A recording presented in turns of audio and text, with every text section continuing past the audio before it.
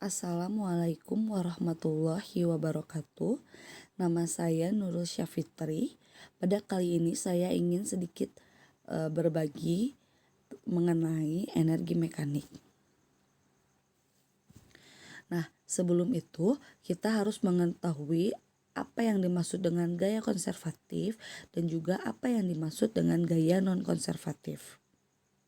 Sebuah gaya dinamakan konservatif jika usaha yang dilakukan pada benda yang bergerak di antara dua titik tidak bergantung pada lintasan yang dilalui benda.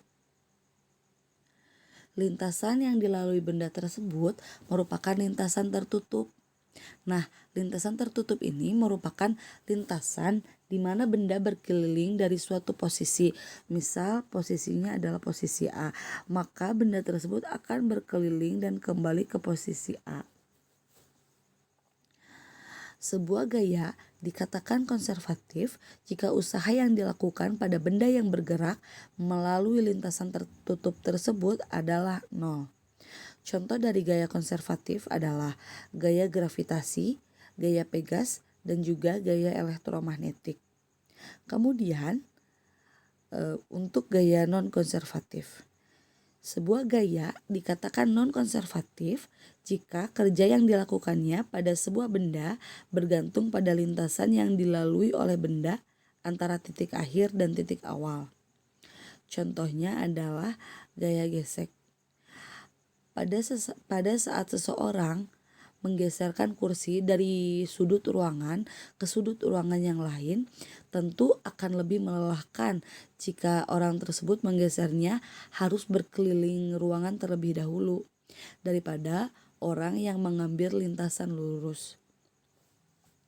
Pada saat kursi digeser, gaya gesek kinetis mentransfer energi kinetik ke bentuk energi yang lain, yaitu energi panas. Proses transfer energi ini tidak dapat dilakukan pada proses yang sebaliknya. Oleh karena itu, gaya gesek kinetis termasuk pada gaya non-konservatif. Nah, untuk selanjutnya kita memiliki salah satu contoh dari gaya konservatif, yakni yang gaya gravitasi. Nah, di sini kita memiliki bola.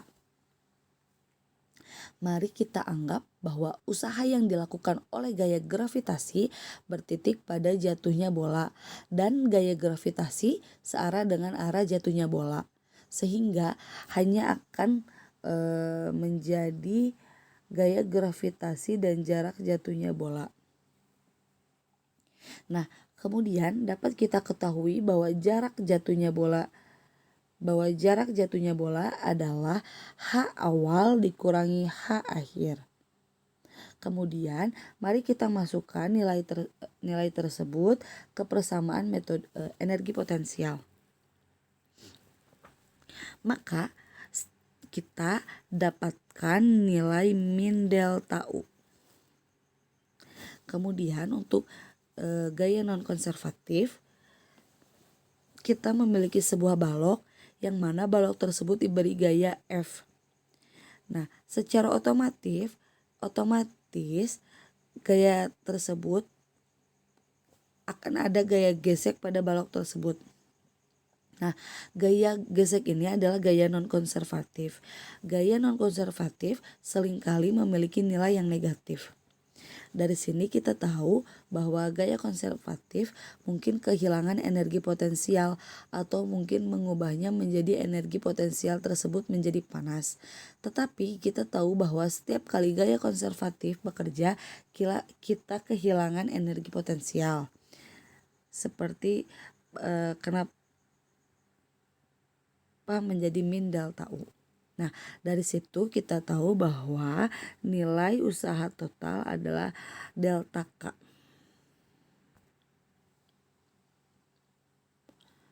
Kekekalan energi mekanik. Kekekalan secara umum adalah untuk mengatakan besaran fisika kekal adalah dengan mengatakan nilai numerik besaran tersebut konstan.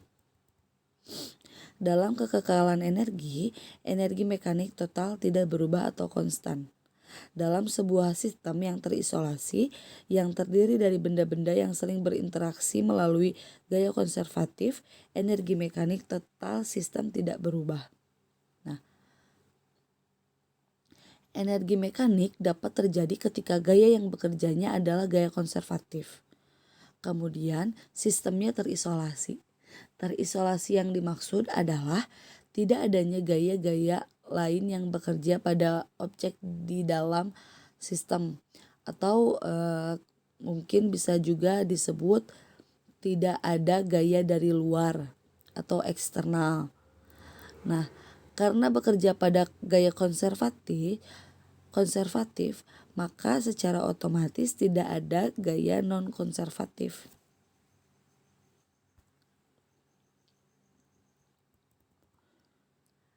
Rumus dari energi mekanik adalah energi kinetik ditambah dengan energi potensial, atau EM sama dengan K plus U.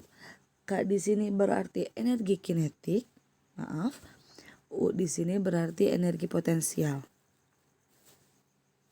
Nah, karena yang bekerjanya adalah gaya konservatif atau gaya yang tidak berlangsung pada lintasannya, maka di sana ada transfer energi yang melibatkan energi kinetik dan potensial saja, berangkat dari usaha yang dilakukan oleh gaya konservatif.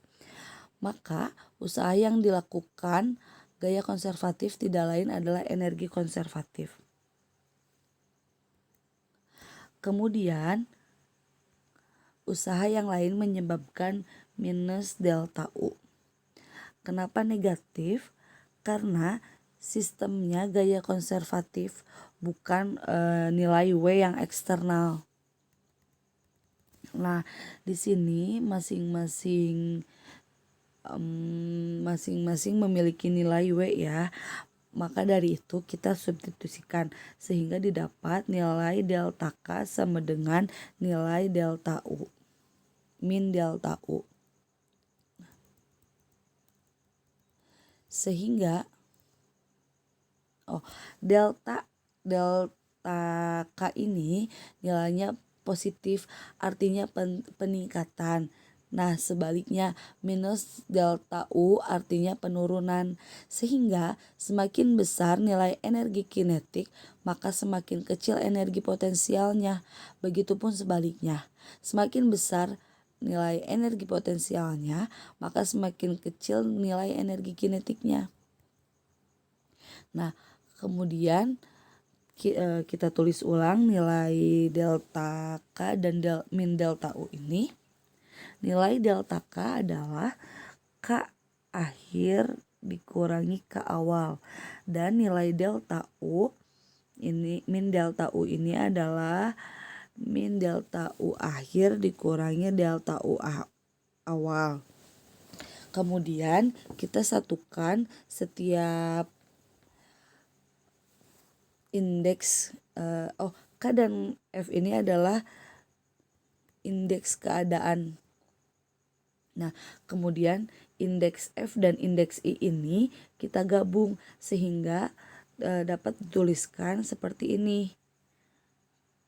Nah, KF ditambah UF sama dengan KI ditambah UI.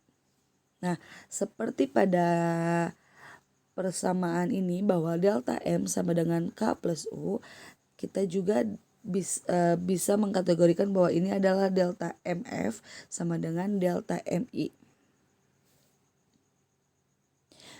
Nah, hasil itu merupakan rumus energi mekanik.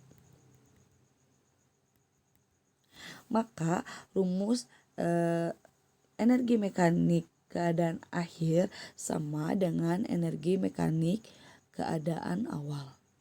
Kemudian dari nilai ini kita bisa tulis sebagai berikut. KF dikurangi KI ditambah UF dikurangi UI. Nah, delta KF min KI ini sama dengan delta K, dan UF min UI ini sama dengan delta U sama dengan 0. Maka delta dari delta EM sama dengan 0. Artinya perubahan energi sistem mekaniknya itu 0. Tidak ada perubahan. Nah, di sini saya memiliki sedikit simulasi mengenai energi kinetik dan energi potensial.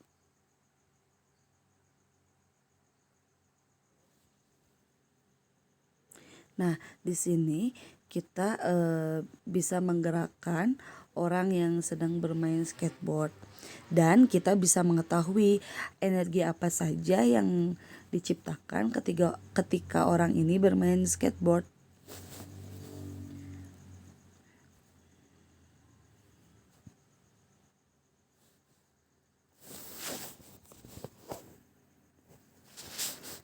Nah, mari kita letakkan orang ini di ujung, maka energi potensial bernilai maksimum saat orang tersebut berada di puncak lintasan dan bernilai 0 saat berada di sisi terendah.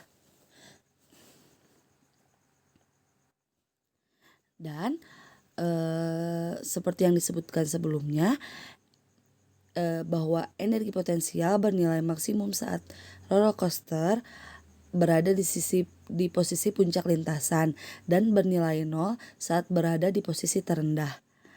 Energi potensial diubah menjadi energi kinetik ketika roller coaster bergerak menurun. Nah, energi kinetik ini adalah kebalikan dari energi potensial.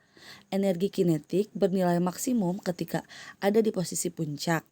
Energi kinetik diubah menjadi energi potensial ketika orang yang bermain skateboard tersebut bergerak naik.